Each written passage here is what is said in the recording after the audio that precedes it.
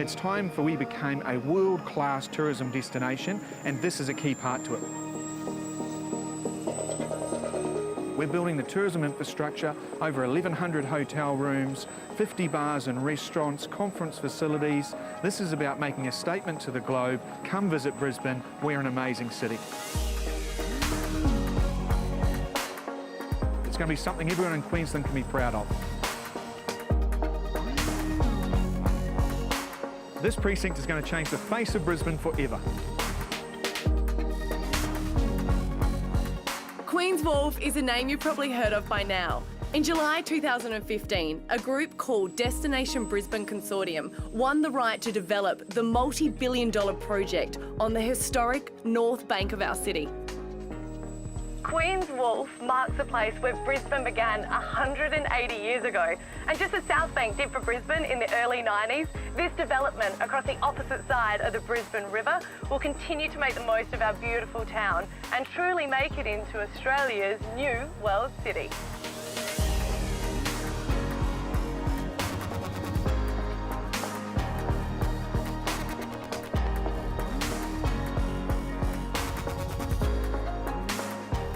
Over the next half an hour, we will discover exactly what is happening with the redevelopment of the historic Queen's Wharf precinct and what it will mean to all of us. Questions like, how long will the project take? What changes will be made? And how will we benefit from these changes? All will be answered by the many different stakeholders involved in this monumental project.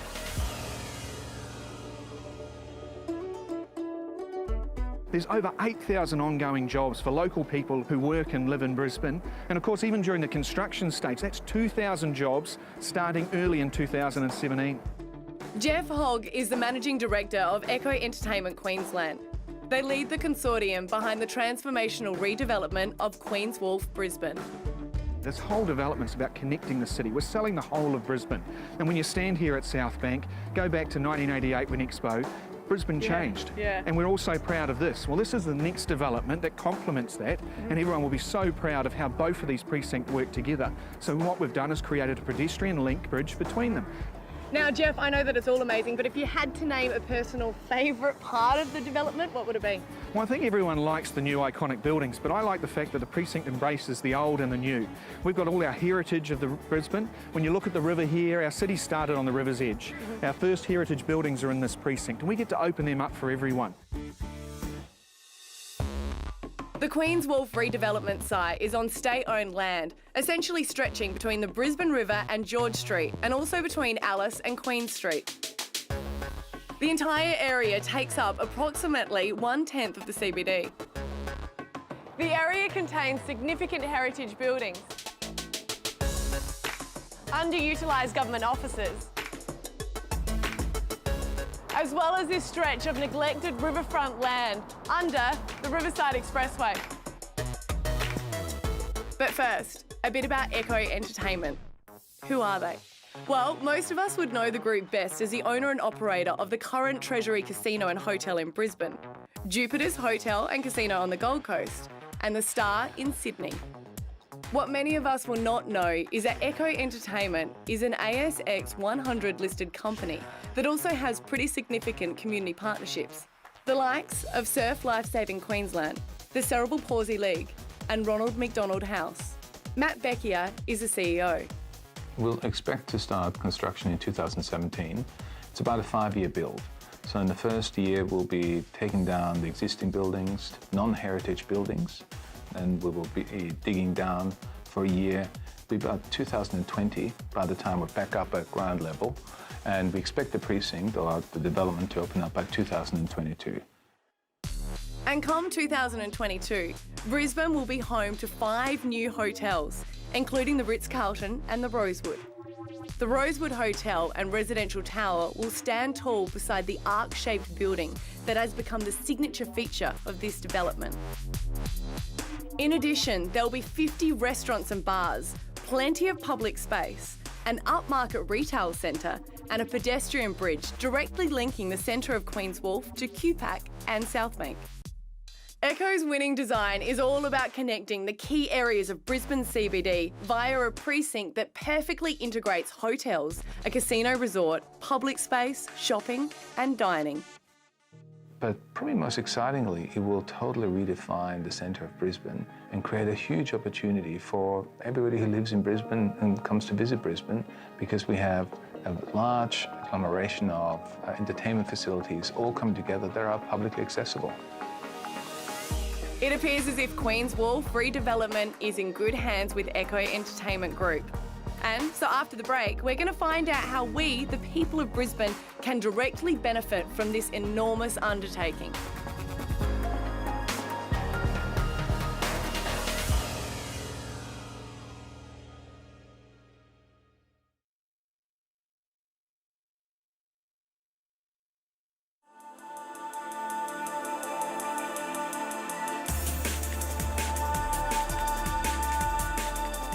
What is it that we all love about Brisbane?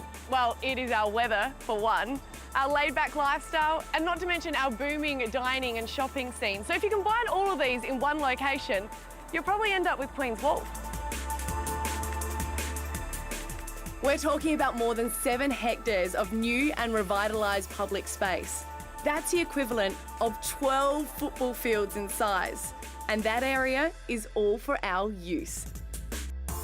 There will be 3 major event spaces having the capacity to cater to up to 60,000 people, from large-scale events, the likes of New Year's Eve, to accessing the iconic arc-shaped sky deck. This is the level that the sky deck will be built on, which is a public space. So could you imagine this view for Riverfire? I'm 102 metres above the river on the 25th level of 1 William Street, a government building neighbouring the Queen's Wharf precinct. In addition to the Skydeck platform and lounge area, the Arc building will also house the Darling Hotel, a new 6-star hotel, restaurants, pools and the new casino. This part of the development is what is being referred to as the integrated resort. As for the old casino, which is currently housed in the Treasury building, it is being completely repurposed into a high-end shopping centre. The retail area will continue underground beneath Queen's Park and linking into the rest of the Queen's Wharf precinct. The development is attracting some pretty high-profile chefs and their hatted fine dining restaurants, the likes of Teague Izzard and Luke Newen. The food scene, the restaurant scene in Queensland is really growing. I thought it was a great opportunity for me to take, the fat noodle concept to Queensland and to Brisbane. So we're there in the Treasury at the moment, and we've been there for almost 2 years now in December, and I love it there. I love the people, I love the atmosphere there, the ambience, and people embrace my food. Now, all this planning and development obviously doesn't happen overnight. There's some serious thought and consultation that goes into a development like Queen's Wharf. And that's where the likes of Bevan Lynch comes in. Bevan is an architect and founding principal of ML Design, an architecture and master planning firm. He's also the chair of City Council's Urban Futures Brisbane Board. It became very obvious to us very early that as a point of difference in the Destination Brisbane Consortium's bid, that they uniquely could connect the new precinct right through to Queen Street. And in terms of the CBD working as an integrated entity, that was really, we thought, critically important. So I guess when the public look at this successful bid by Destination Brisbane Consortium, there has been a lot of focus on the new Sky Deck that's going to be an absolutely fantastic asset for the city. It'll be the photo opportunity that everybody will take advantage of. Importantly is just what happens at the ground plane. There has been some concern about, that I've sensed that the casino is an internally focused activity, but the reality is that the casino component of this development is around 5% of the total built form. We really are quite excited about how some of the current terrific buildings, which were the heart of old Brisbane, those buildings exist. They've been generally well maintained, but they've been underutilised, and we think that by breathing new life into these beautiful old historic buildings, having the budget to properly restore them and repair them, and to repurpose them so that people actually get to use them again. We think it's very exciting. And then what we finally then will have in the completed project is true connectivity from the Queen Street Mall right through to the Parliamentary Precinct and the Botanic Gardens. And then, of course, a very, I suppose, terrific opportunity, which we finally have, to connect the precinct down under the freeway to the river edge. And there's a lot of work being done in terms of creating great public spaces along the river edge on the northern bank of the river. And then, of course, a new pedestrian bridge which links from the heart of our 24/7 entertainment precinct across to the cultural precinct at South Bank. That now means that the city connects in a rather terrific way through an existing heritage-dominated precinct, a precinct which many people don't get to use or see because it doesn't offer facilities and activities that attract people to them, and to repurpose them so that people actually get to use them again. We think it's very exciting. And speaking of heritage precincts, after the break, we will have a look at the historic sites that will be repurposed and reactivated within the Queen's Wharf development.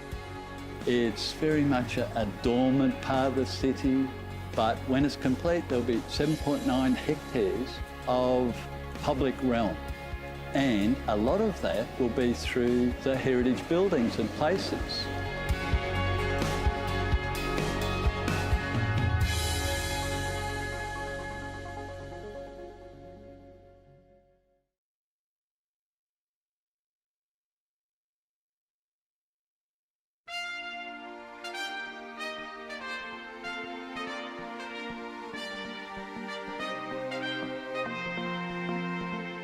The frontier town of Brisbane was shaped by the Brisbane River. Our city's early growth and development was primarily formed by the endeavours and aspirations of the people who traded, lived and worked along the north bank of the river. And fortunately, a number of the early sites remain to this day. This building was originally built as an immigration depot back in the 1860s. On arrival here to Brisbane, migrants were temporarily housed here until they could find work or residence. And this is just one of the 11 major heritage sites located in the Queen's Wharf precinct. Its future is to house offices, galleries, bars and restaurants. Currently, it is home to the headquarters of the National Trust of Queensland. Now, Jonathan, what sort of things do the National Trust take into consideration with being a part of a development like this? Well, first of all, we really think it's important that anybody that's looking at a development like this really understands the historic significance of any sort of place. But this is really the birthplace of Brisbane, so they really have to understand what's come before they can start thinking about what they're going to do in the future. Jonathan Fisher is the CEO of the National Trust of Queensland and has been involved in the consultation and development phase of the Queen's Wharf project. What this will do is open up these buildings much more to the general public. Certainly one of the key components of the design is to make sure that these buildings are more publicly accessible, and certainly the grounds around them are a lot more in tune with the history of the place. Well, as President of the Royal Historical Society of Queensland, we are very, very enthusiastic and thrilled about what is going to happen on this, the historic North Bank of Brisbane. It will mean a huge influx of new people who've never seen this area before. Well, the Commissariat was the original storehouse for the new Moreton Bay Penal Settlement, which settled here in May 1825. It has retained the bulk of its originality. The building you look at today is not a heck of a lot different to what it looked like to Captain Logan back in 1829. We're very excited for the future and for the maintenance of the heritage buildings in this sector. We are confident that Echo get it, they understand the importance of taking care, so we're looking forward to working our way through this progress and getting a really good outcome.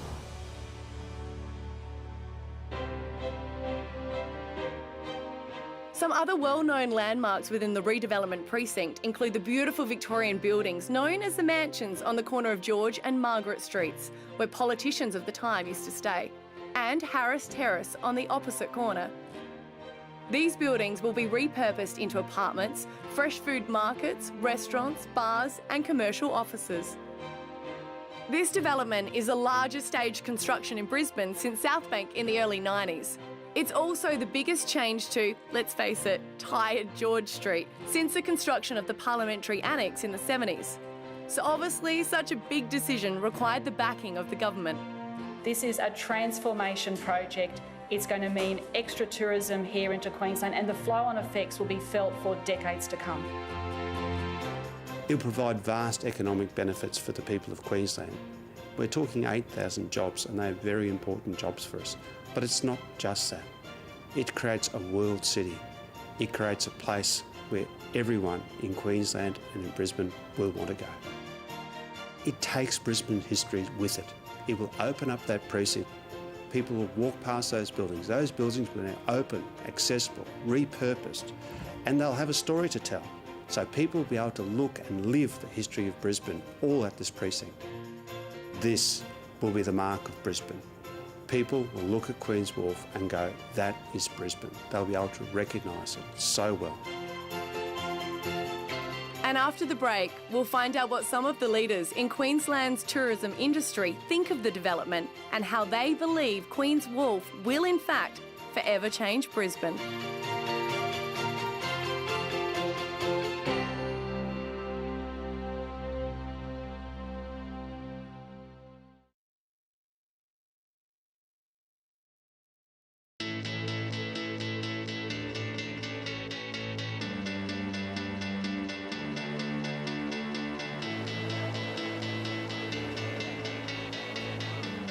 Queen's Wharf will be the hub that connects the defining parts of our city, from the top of the mall to the Botanic Gardens to South Bank and the Brisbane River. The project's completion is still 7 years away. Construction is not commencing until 2017, with the expectation that it will take 5 years. The 2022 Brisbane will be a very different Brisbane from the one that we are familiar with today. A city that will be instantly recognisable worldwide, and a place of which we will all be incredibly proud.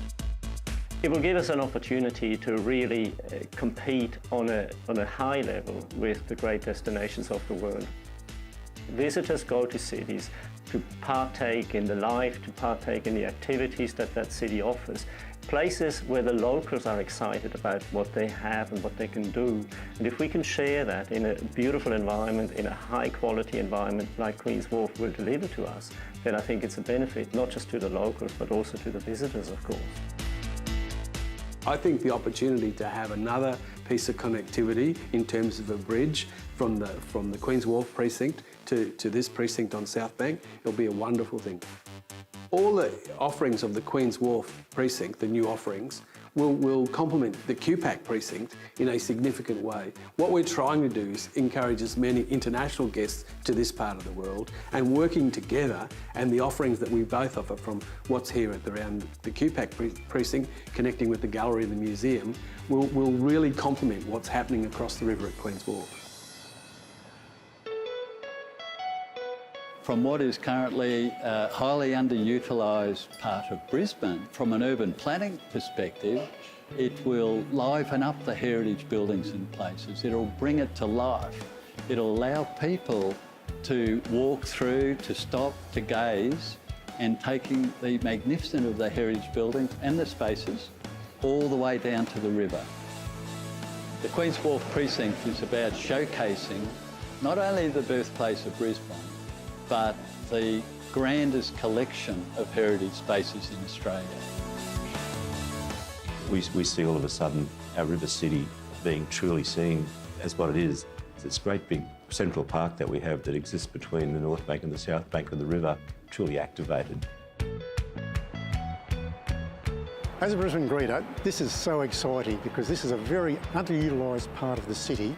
I'd love to bring people here because of the historic nature of this part of town, but you very rarely see people here during the day, and at night it's even worse. So this development will become a hub for the city of Brisbane, and it'll just link the Queen Street Mall, the City Botanic Gardens, the Parliamentary Precinct, South Bank Parklands, the Cultural Centre, and straight down Russell Street to West End. So it just couldn't be any better.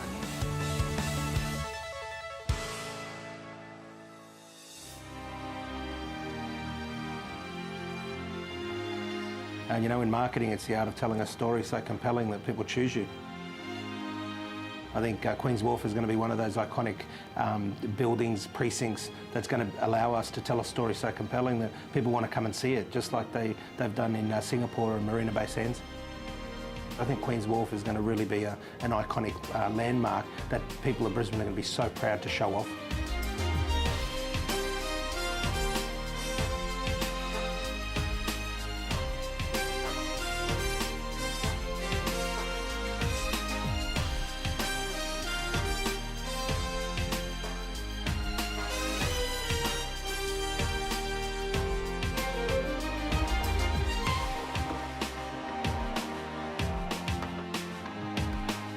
I know this word has already been used today, but transformative is the best way to describe what Queen's Wharf means to Brisbane. And I, for one, am really looking forward to the changes it'll make to our city.